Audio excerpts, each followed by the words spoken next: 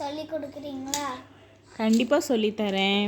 இப்போது இந்த இதை வந்து நம்ம இந்த மாதிரி அடுக்கிட்டு நடுவில் வந்து ஒரு கேப் விட்டுக்கணும். ஓகேவா?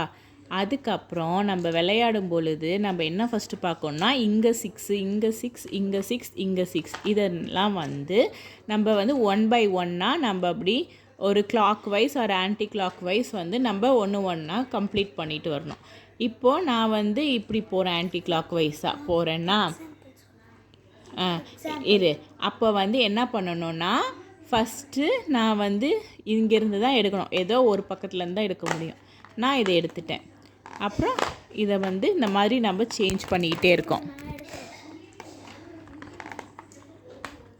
ஓகேவா? இப்போ பார்த்தீங்கன்னா இதை நான் முடிச்சிட்டேன். இந்த சைடு முடிச்சிட்டேன். இந்த சைடில் இப்போ என்கிட்ட இங்கே ஒன்று தான் மிச்சம் இருக்குது. சொன்ன மாதிரி 6ல் 5 காலி பண்ணியாச்சு, 1 மட்டும் மிச்சம் இருக்குது. அது மாதிரி இப்போ ஆப்போசிட் சைடு. இப்போ இந்த ஆப்போசைட்டில் நமக்கு இங்கே 2 கோலி இருக்குதுன்னா இங்கேருந்து நம்ம ஒன்று எடுத்து மாற்றிக்கணும்.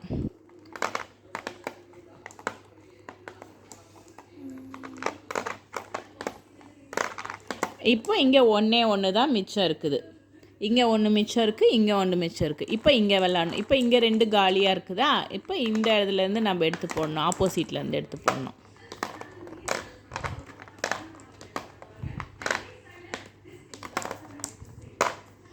இங்கேயும் இப்போ ஒன்று தான், இந்த 6ல் ஒன்று மிச்சம் இருக்குது. அடுத்தது இந்த ரைடு வரும். இப்போ இங்கே 2 கோலி இருந்து காலியாக இருக்கிறப்ப இதுக்கு ஆப்போசிட்லேருந்து எடுத்து இதை போடுறோம்.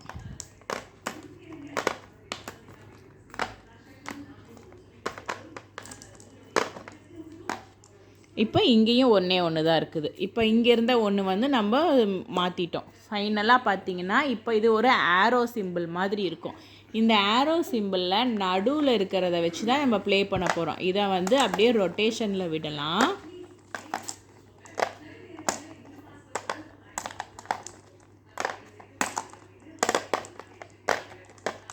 இப்போ ரொட்டேஷனில் விட்டது. இப்போ இது வந்து டீ ஷேப்புக்கு வந்துடும். இப்போது இந்த நடுவில் இந்த டீ ஷேப்பில் நடுவில் இருக்கிறத வச்சு இதை எடுத்துட்டு அவ்வளோதான். ஃபைனல் அவுட்புட் நான் சொன்ன மாதிரி நடுவில் 1 வந்துடுச்சு. ஓகேவா? Bye bye from Ishkuti Edits.